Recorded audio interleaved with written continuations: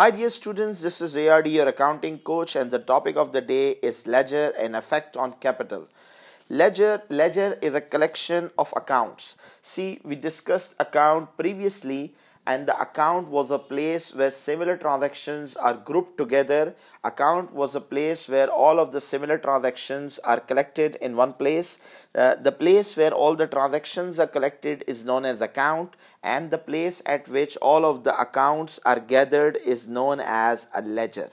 Similarly, I can give you an example. A place where all of the students are gathered is known as a classroom, and a place at which many of the classrooms are gathered is known as a school or college. Similarly, a place where all of the transactions are collected together is known as account, and a place where all of the accounts are collected together is known as a ledger. So ledger is basically a book containing accounts. Now there are three types of ledgers. One is sales ledger, another one is purchase ledger, and the third one is general or nominal ledger. Sales ledger is made for customers or debtor T accounts. A book that contain only debtor accounts. Debtors are our customers whom we have sold goods on credit terms. And purchase ledger is for creditors. Creditors are our suppliers whom we have sold goods on credit. This is known as purchase ledger.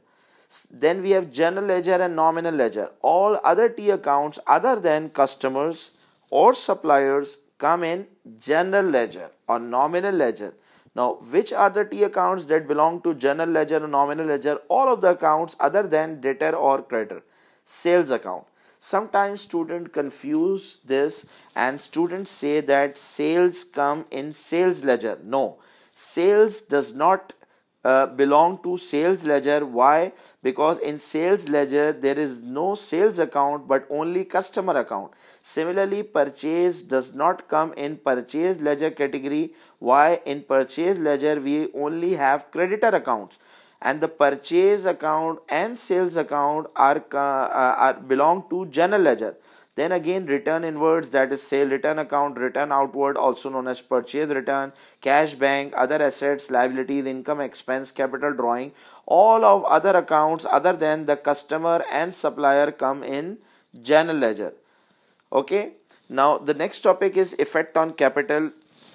You know what does the capital mean? Capital means the amount invested in the business by owner initially, and after that anything that remain in the business after paying off our liabilities is known as capital. So capital is also known as residual interest in the business of the owner after paying off all our obligations. Now whatever is left in the business after paying all of the creditors, all of the loans, whatever interest that owner has in the business, and whatever belongs to the owner in the business is known as capital. Now there are four things only that changes our capital. The most common four transactions. One is introduction of additional capital. Whenever the owner of the business injects more capital into the business, the capital increases.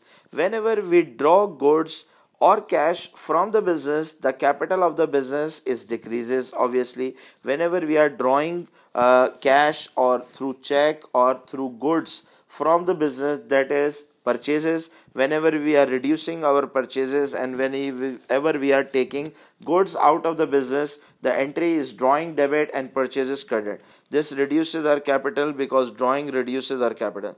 Whenever we are earning profit or gain or income for the business, whenever we are earning profits, our capital increases due to this, and whenever there is loss in the business or expense in the business, the capital decreases. So there are only four transactions and no other transactions are there that affects our capital.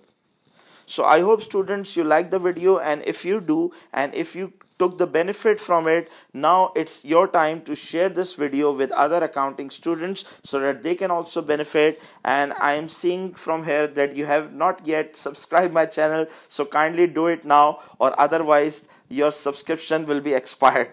Thank you.